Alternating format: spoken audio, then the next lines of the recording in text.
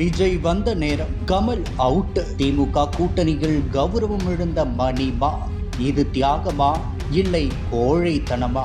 தமிழக அரசியலில் புதிய அரசியல் கலாச்சாரம் பேச வந்த உலக நாயகன் கமல்ஹாசனின் கதை இப்போது சுபம் போடப்பட்டு அறிவாலயத்தின் காலடியில் கிடக்கிறதா? 2026 சட்டமன்ற தேர்தலில் மக்கள் நீதி மய்யம் போட்டியிடாது. திமுகவிற்கு நிபந்தனையற்ற ஆதரவு என்று கமல் அறிவித்திருப்பது அவரது தொண்டர்களுக்கு செய்யப்பட்ட மிகப்பெரிய துரோகம்.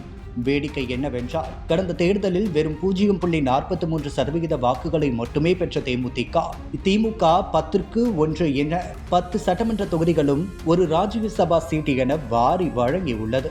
ஆனால் 3% வரை வாங்கி வைத்திருந்த கமலை ஒரு தொகுதியில் கூட நிற்க விடாமல் அசிங்கப்படுத்தி வெளியே அனுப்பியிருக்கிறார் ஸ்டாலின். இது கூட்டணியா இல்லை அடிமை சாசனமா?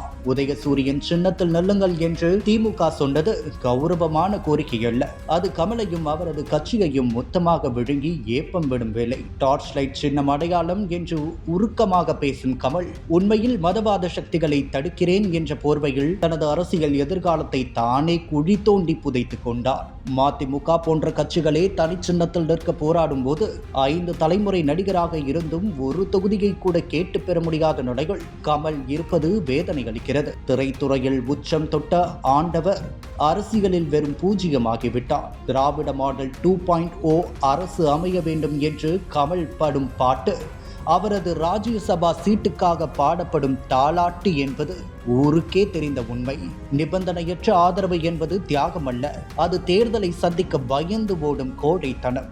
ஒரு பக்கம் நேற்று வந்த விஜய் ஒரு பெரிய ஃபேக்டராக மாறி அரசியல் கணக்குகளை மாற்றி போட்டுக் கொண்டிருக்க, 10 ஆண்டு காலமாக அரசியல் செய்யும் கமல் ஸ்டாலின் பதவியேற்பு விழாவிற்கு பொன்னாடை போர்த்தி காத்திருக்கிறேன் என்று சொல்வது நக்கலின் உச்சம். நீங்க சினிமாவுக்கே போயிருங்க ஆண்டவரே என்று நெட்டிசன்கள் கலாய்ப்பது இப்போது அர்த்தமுள்ளதாகவே படுகிறது. கமலின் இந்த சரணாகதி திமுகவின் வாரிசு அரசியலுக்கு கிடைத்த வெற்றி அல்ல, அது நேர்மையான அரசியலை நம்பிய தொண்டர்களுக்கு கிடைத்த மரண அடி.